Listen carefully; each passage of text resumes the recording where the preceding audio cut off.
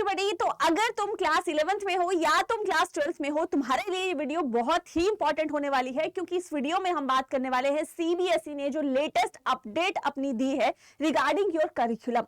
CBSE ने exam से कुछ दिन पहले आपके करिकुलम में, सिलेबस में कुछ चेंजेस जो हैं बेटा वो कर दिए हैं। स्पेसिफिकली हम बात कर रहे हैं बायोलॉजी की। तो बायोलॉजी के अंदर बहुत सारे ऐसे टॉपिक हैं जो कि डिफरेंट चैप्टर्स में ऐड ऑन हुए हैं। अब यहाँ से सीधा सा क्वेश्चन जो है और सीधी सी बात जो है ये भी हमें समझ आती है कि अगर वो स्पेसिफिक टॉपिक्स जो हैं वो ऐड हुए हैं, मतलब उनसे क्वेश्चन आने के चांसेस जो हैं वो भी आपके बढ़ गए हैं। तो अब आज की वीडियो में मैं आपको पूरा डिटेल में बताने वाली हूं कहां से आपने वो करिकुलम देखना है। दूसरी बात, आपको टेंशन लेने की बिल्कुल भी नीड नहीं है, यहाँ पे भी वो आपको एड ऑन टॉपिक्स जो है करवाए जाएंगे। एंड सीबीएसई ने एक एक्स्ट्रा मटेरियल जो है, रीडिंग मटेरियल जो है वो भी आपके लिए प्रोवाइड किया है कि अगर आपको कहीं से भी सोर्स नहीं मिल रहा उन टॉपिक्स को पढ़ने का, तो आप जो है उस रीडिंग मटेरियल से उन टॉपिक्स को कर सकते हैं, उनको रिवाइज कर सकते हैं, लर्न कर सकते हैं। तो चलिए देख लेते हैं पहले कि आपको ओपन कैसे करना है। तो जैसे कि मेरे पीछे ये सीबीएसई की ऑफिशियल एक पेज जो है खुल चुका है। आपको सीबीएसई की ऑफिशियल वेबसाइट पे जाना है। जैसे ही बेटा आप क्लिक करेंगे आप कुछ ऐसे पेज पे पहुंच जाएंगे। यहाँ पे जैसे करिकुलम पे आपको टैप करना है। 2025 एंड 26 का करिकुलम जो है वो हमें देखना है ना। उसके बाद जैसे आप सीनियर सेकेंडरी करिकुलम पे जाएंगे, क्योंकि हम 11th एंड 12th की बात कर रहे हैं, तो आपको जाना है बेटा एकेडमिक इलेक्टिव्स में। वहां पे आपके जितने भी सब्जेक्ट्स हैं वो आपको यहाँ पे आ गए। हम बायोलॉजी की बात कर रहे हैं। अब देखिए जैसे ही आपका ये बायोलॉजी के ऊपर टैप करेंगे तो कुछ ऐसा फॉर्मेट जो है, पीडीएफ जो है वो आपके सामने खुल जाएगी। अब अगर हम इसमें सिलेबस की बात करते हैं तो इसमें सिलेबस में बेटा पहले 11th का सिलेबस दिया है, आफ्टर दैट 12th की हम बात करेंगे। तो 11th की थ्योरी की अगर हम बात करें तो उसमें जो यूनिट 1 है उसमें आपके कोई भी चेंजेस नहीं है, एज इट इज सेम है। यूनिट 2 जो है बेटा वो भी आपका सेम है, उसमें भी कुछ चेंजेस जो हैं वो सीबीएसई ने नहीं किए हैं। उसके बाद अगर हम बेटा यूनिट 3 की बात करें तो दैट इज आल्सो सेम। यहाँ पे जो बायोमोलिक्यूल्स वाला चैप्टर है वहां पे आप देख सकते हो टॉपिक एक्सक्लूडेड टॉपिक्स जो हैं वो आपको यहाँ पे बोल दिए गए हैं कि ये टॉपिक्स आपको नहीं पढ़ने हैं। लेकिन बेटा ये आपके प्रीवियस करिकुलम में भी था, तो ये कोई चेंज नहीं है, ठीक है, एज इट इज है, सेम है। उसके बाद बेटा हम प्लांट फिजियोलॉजी की बात करते हैं, दैट इज ऑल्सो सेम, कुछ भी एड ऑन जो है वो यहाँ पे नहीं हुआ है। उसके बाद आ जाइए आप ह्यूमन फिजियोलॉजी में। ह्यूमन फिजियोलॉजी में ऑल्दो सीबीएसई ने बहुत पहले ही डाइजेशन एंड एब्जॉर्प्शन को आपके सिलेबस से रिमूव कर दिया था। हमारे एनसीईआरटी में भी हम नहीं पढ़ते हैं डाइजेशन एंड एब्जॉर्प्शन के बारे में, लेकिन बेटा अभी भी नहीं है। आप बोलोगे मैम एड ऑन नहीं हुआ है, लेकिन अभी भी नहीं है, आपको पढ़ना यही है।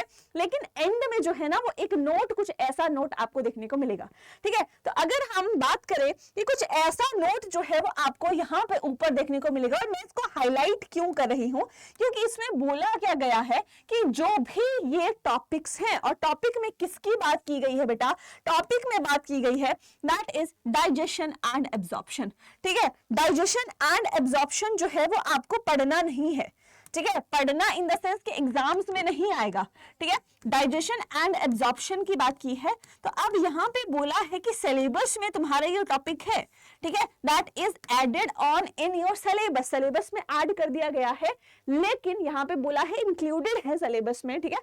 अगर हम बात करें राइट तो अगर हम बात करते हैं यहाँ पे कि यहाँ पे देखिए following topics are included in the syllabus but will be assessed only formatively to reinforce understanding without adding to summative assessments. अब दो चीजें हैं, समेटिव असेसमेंट्स जो कि आप थ्योरी के एग्जाम जो है वो देके आते हैं, तो उसमें आपको क्वेश्चन जो है डाइजेशन एंड एब्जॉर्प्शन से बेटा नहीं आएगा, लेकिन जो आपकी फॉर्मेटिव असेसमेंट्स है ना, जैसे आपका वाइवा हो गया या जैसे आपकी एक्सटर्नल असेसमेंट्स रहती हैं, उसमें आपके क्वेश्चन जो है डाइजेशन एंड एब्जॉर्प्शन से पूछे जा सकते हैं एंड पूछे जाएंगे, क्योंकि हाईलाइट बेटा ये चीज कर दी है यहाँ पे।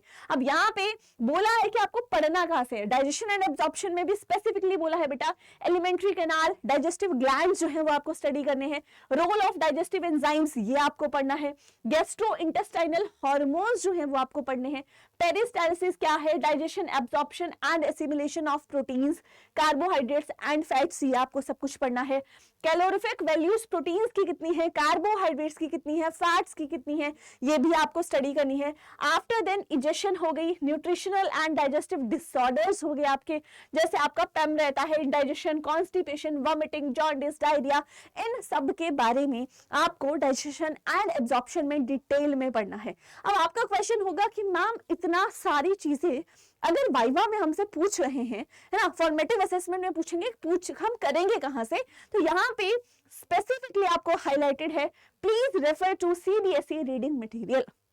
सीबीएसई ने रीडिंग मटेरियल सेपरेट से बेटा प्रोवाइड करके रखा है, आप उसको रेफर करके मैं आपको बता दूंगी। ऑल्दो अगर आप हमारे साथ टेलीग्राम पे कनेक्टेड हो तो मैं इसकी पीडीएफ प्लस स्टडी मटेरियल है उसकी पीडीएफ भी आपको सेंड कर दूंगी, ठीक है। एंड एक जो बुक है ना, जो आपकी सप्लीमेंट्री बुक है, उसकी भी पीडीएफ मैं आपको सेंड कर दूंगी।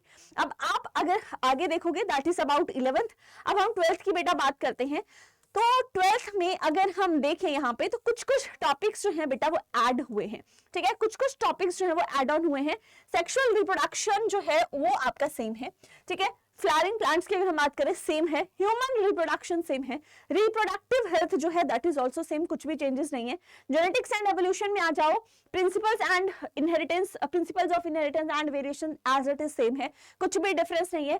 मॉलिक्यूलर बेसिस ऑफ इनहेरिटेंस में देखिए यहाँ पे आपको ह्यूमन जीनोम प्रोजेक्ट आप पढ़ते ही थे, ह्यूमन जीनोम प्रोजेक्ट के साथ यहाँ पे एक और चीज एड ऑन कर दी गई है that is rice genome project, ठीक है। तो ये आपको पढ़ना है अब से, और ये मान के चलो क्वेश्चन जो है पहले एचजीपी से आता था, लेकिन अब जो है आपका आरजीपी से क्वेश्चन आने की चांसेस हैं।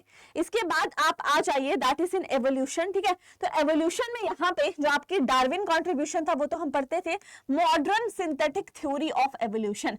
ऑल्दो अगर आपने लास्ट ईयर जैसे नीट का एग्जामिनेशन होता है आपका एंड आपका सीयूईटी का एग्जामिनेशन होता है, तो जो आपकी प्रीवियस एग्जामिनेशन हुए थे ना नीट एंड सीयूईटी के, उनका जो अपडेटेड सिलेबस था उनमें ये टॉपिक्स ऑलरेडी एडेड थे, ठीक है। ऑल्दो हम बोर्ड्स के लिए नहीं पढ़ते थे, लेकिन वहां पे हम ये टॉपिक्स जो है डेफिनेटली कवर करते थे, लेकिन राइस जीनोम प्रोजेक्ट वहां भी नहीं था, ये एड ऑन अभी हुआ है, ठीक है। लेकिन सिंथेटिक थ्योरी वाला जो है वो पोर्शन आपका ऑलरेडी था, सीबीएसई में अभी ऐड हुआ है रिसेंट अपडेट में।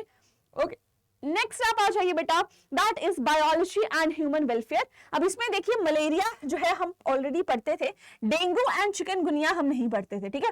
तो ये दोनों भी आपको डिजीज पढ़नी है, filariasis, ascariasis, typhoid, pneumonia, common cold, amoebiasis, ringworm, ये हम सब पढ़ते थे। दो डिजीजेस एड ऑन हुई हैं that is dengue and chikungunya, ये आपको पढ़नी है।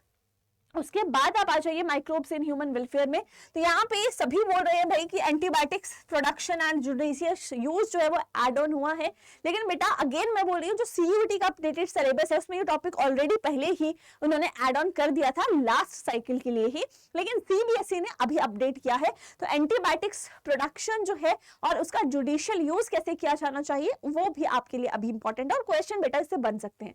नेक्स्ट आ जाइए आप, that is basically this is है ना, इसमें एक और एक टॉपिक ऐड हुआ है that is stem cell technology, है ना। तो स्टेम सेल टेक्नोलॉजी को हम ऑल्दो डिस्कस पहले नहीं करते थे, लेकिन अब जो है सीबीएसई ने ऐड किया है, तो ऑफ कोर्स ये बात है कि हमें वो पढ़ना ही पड़ेगा, हो सकता है वहां से क्वेश्चन आपका बने। एंड इकोलॉजी एंड एनवायरमेंट में अगर हम बात करें तो यहाँ पे ये दो सेम है, लेकिन अगर हम बायोडाइवर्सिटी एंड कंजर्वेशन की बात करें तो रामसर साइट्स जो हैं वो आपकी एड ऑन हुई हैं, प्लस रेड डेटा बुक जो है, ऑल्दो ये भी आपका सीयूटी का जो सिलेबस था एंड नीट का सिलेबस था उसमें पूछा ऑलरेडी जाता था, क्योंकि प्रीवियसली ही अपडेट कर दिया है। सीबीएसई ने ये कुछ टॉपिक्स जो हैं वो एक्स्ट्रा जो है वो ऐड ऑन किए हैं। अब आप बोलेंगे मैम पढ़ना कहाँ से है, तो आप जैसे ही आप यहाँ पे गए थे और आपने बायोलॉजी चूज किया था, उसके नीचे ही बेटा रीडिंग मटेरियल का टैब है। रीडिंग मटेरियल को जैसे ही आप टैप करोगे तो ये आपके पास जो भी एड ऑन टॉपिक्स हैं, डाइजेशन एंड एब्जॉर्प्शन देखिए, है ना, तो यहाँ से आप पढ़ सकते हो। डाइजेस्टिव सिस्टम बहुत डिटेल में यहाँ पे दिया गया है। उसके बाद जो भी ऑल टॉपिक्स हैं, ठीक है, ये पूरा की पूरा डाइजेशन का यहाँ पे एक्सप्लेन जो है ये कर दिया गया है। डाइजेस्टिव ग्लैंड्स के बारे में बताया गया है, ठीक है। डाइजेशन ऑफ फूड पूरी प्रोसेस जो है वो बताई गई है। आफ्टर दैट अगर आप यहाँ पे देख सकते हो, ठीक है, आफ्टर दैट आप यहाँ पे पूरा डाइजेशन, है ना, कार्बोहाइड्रेट्स की कैसे हो रही है, फैट्स की कैसे हो रही है, एब्जॉर्प्शन जो है वो आपकी यहाँ पे दे दी गई है। ठीक है। उसके बाद आप यहाँ पे देख सकते हो डिजीजेस है ना, डिसऑर्डर्स डाइजेस्टिव सिस्टम के कौन कौन से हो सकते हैं वो यहाँ पे हैं। तो समरी जो है वो प्रॉपर जो है आपको दी गई है। अब ये एक टॉपिक है, और भी जितने भी टॉपिक है उसके लिए एक सप्लीमेंट्री बुक जो है वो रिलीज की है, उसको मैं शेयर कर दूंगी on Telegram. So that is all about this update. तो अब आप अपडेटेड सिलेबस के साथ बेटा प्रिपरेशन कीजिए, क्योंकि बोर्ड एग्जाम्स में ज्यादा टाइम नहीं बचा है। तो दैट इज ऑल, एंड आप ऐसी अपडेट्स के लिए हमारे चैनल को सब्सक्राइब कर सकते हैं। Thank you so much for watching.